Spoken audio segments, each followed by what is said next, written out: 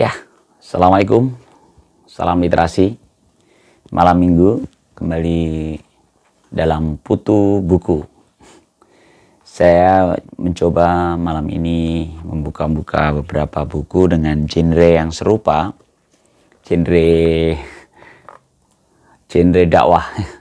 Ini ada buku Pilar-Pilar Kebangkitan Umat. Ini tulisannya Profesor Dr. Abdul Hamid Ghazali. Ada juga beberapa buku tentang Ikhwanul Muslimin ya. Ikhwanul Muslimin, pergerakan Islam terbesar abad ke-14 dan gerakan Ikhwan, konsep pemikiran gerakan Ikhwan. Tentu nggak semua bukunya yang mau saya bahas, tapi tadi iseng-iseng aja buka-buka kembali karena ini ya seru ya, bicara tentang kebangkitan umat yang dimotori oleh Ikhwanul Muslimin, yang di sini penggeraknya adalah Hasan al-Banna yang dalam buku Majmu' Rasailnya. Jadi saya sengaja milih buku ini ya, malam ini saya mau ngomongin tentang buku ini, Pilar-Pilar Kebangkitan Umat. Ini adalah intisari buku Majmu' Rasail. Majmu' Rasail ini tulisan Hasan al-Banna, pendiri Ikhwanul Muslimin. Saya memilih buku ini karena memang dulu sekali, saya lupa ya di tahun berapa tahun yang lalu, mungkin ada 10 tahun yang lalu kali ya, saya pernah dapat tugas membedah buku ini. Makanya saya ada lihat ada coretan-coretan, ada post-it.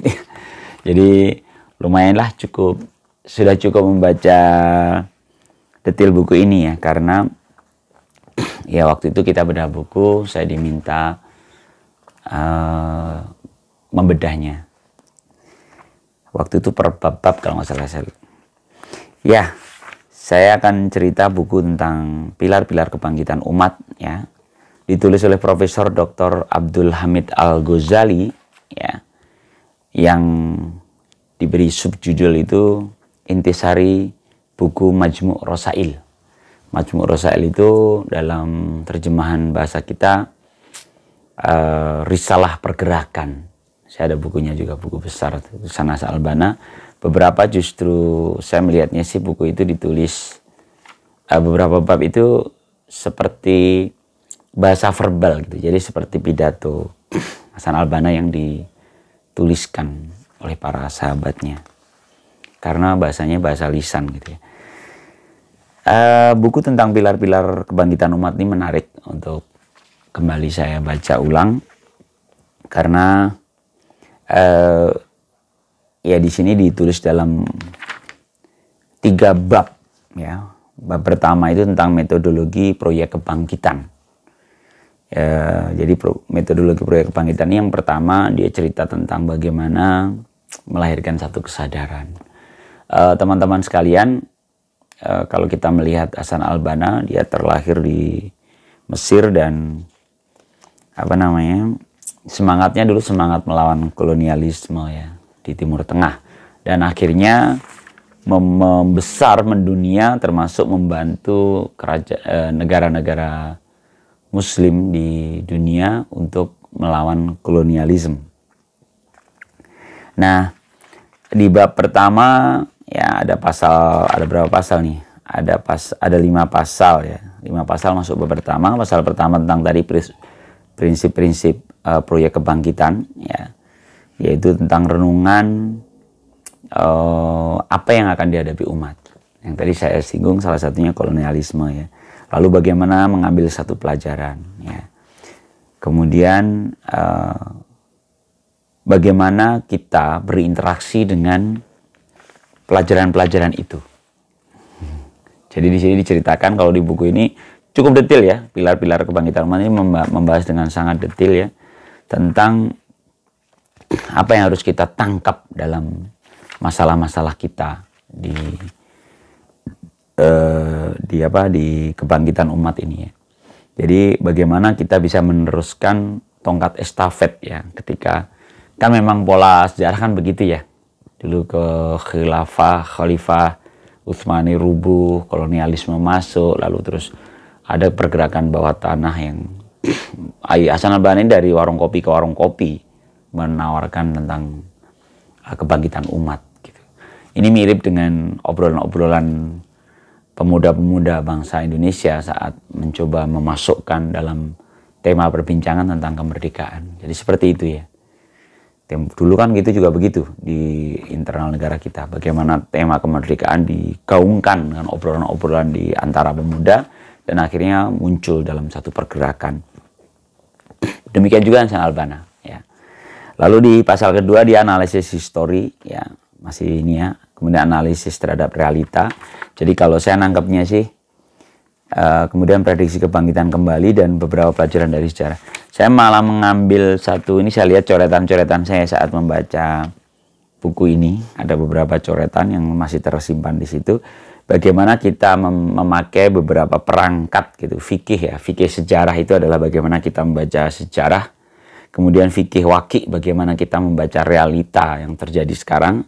Dan fikih sunnah, bagaimana kita membaca pola. Fikih sunnah itu kan kebiasaan. Jadi kita membaca pola-pola perubahan yang ada dalam masyarakat kita. Dan kita bisa membangun satu pola perubahan. Nah itulah nanti di bab kedua mulai mengerucut tentang dakwah dalam proyek kebangkitan. Ada beberapa pasal ya.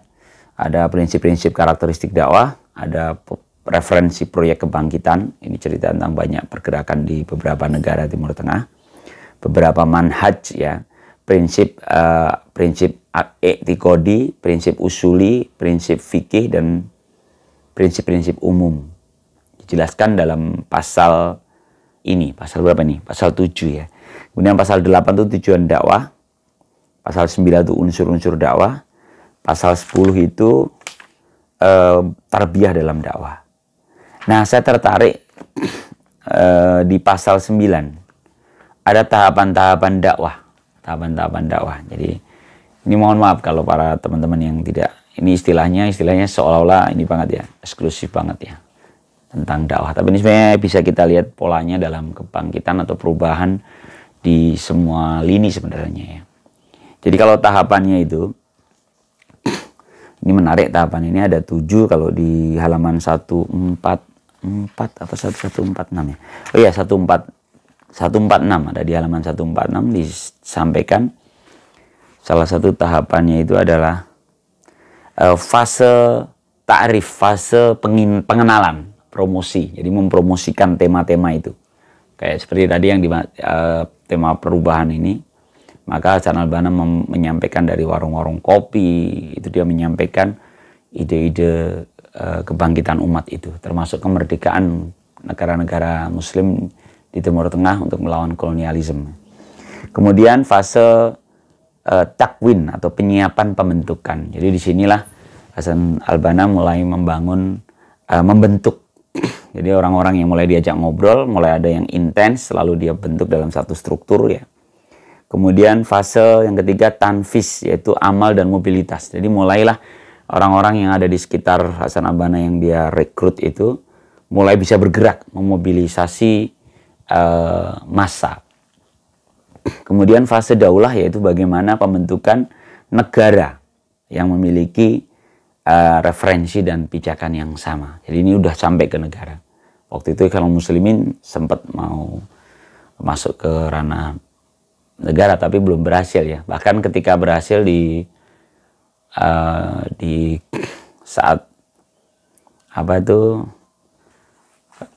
revolusi musim semi itu ya, Tunisia, Mesir ya, Turki. Tapi kenyataannya nggak lama juga ya. Jadi Ikhwanul Muslimin ini sempat memimpin Mesir sebentar tapi lalu digulingkan oleh kudeta. Nah, ini menarik, nanti bisa kita percakapkan mengapa itu terjadi. Kemudian fase menuju khilafah dan ada fase ustadziyah, yaitu kepeloporan dunia. Memang ini menarik fase-fase yang disampaikan Hasan Albana ini karena dalam prakteknya seperti belum selesai gitu ya, tersampaikan atau dilakukan dalam turunan menjadi satu pergerakan itu. Fase-fase ini belum selesai karena ya tadi, bahkan di Mesir tempat berdirinya Ikhwanul Muslimin pun, Ikhwanul Muslimin belum pernah bisa memenangkan politik di internal Mesir. saat menang sebentar lalu digulingkan oleh kudeta militer. Sehingga teori-teori atau paparan yang disampaikan Imam Hasan al-Banna ini belum terwujud gitu ya. Nah inilah yang menjadi seperti terkoreksi gitu oleh beberapa pengikutnya, yang seperti yang terjadi di Turki misalnya, seorang Erdogan yang dulu aktif dengan partai yang berafiliasi tanda petik dengan pemikirannya berdasarkan sekolahnya, sekolah Ikhwanul Muslimin gitu ya, walaupun dia tidak ketika bikin partai sekuler yang berikutnya dia berlepas dari itu, namun cara landasan berpikir dia sama, tapi itu seperti mengevaluasi, mengkoreksi bahwa oh ternyata cara pandang pergerakan dakwah yang selama ini belum sanggup pada fase-fase terakhir, yaitu fase daulah, fase negara, atau bahkan fase ustadiyatul alam atau fase kepeloporan dunia. Saya pikir ini menjadi renungannya.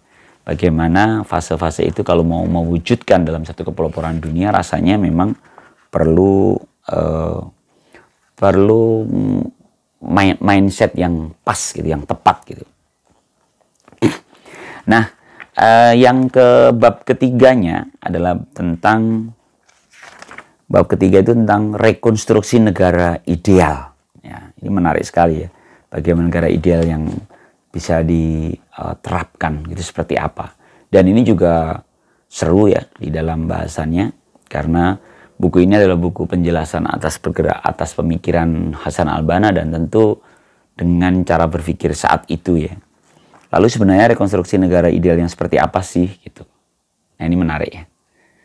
Bahkan kalau di beberapa diskusi-diskusi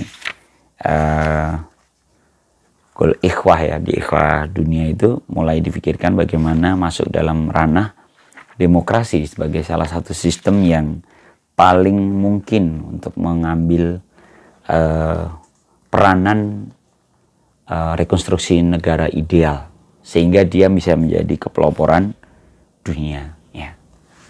Saya pikir ini menjadi menarik ya. Bahkan ada sebenarnya kritik-kritik terhadap ini, terhadap kepartean ya, ada di bab 3 itu. Jadi kalau teman-teman baca buku ini atau lagi rekan-rekan dakwah yang akhirnya mencebur di politik, silakan, di situ ada beberapa pengingat ya dalam buku itu tentang bagaimana negatifnya sebuah kepartean itu. Jadi sebenarnya beberapa masalah kita saat ini sudah banyak dibahas oleh para pendiri Ikhwanul Muslimin ya, karena memang ada potensi-potensi masalah di sana, termasuk bagaimana hubungan antara kepartean atau dengan terminologi dakwah yang kita pahami.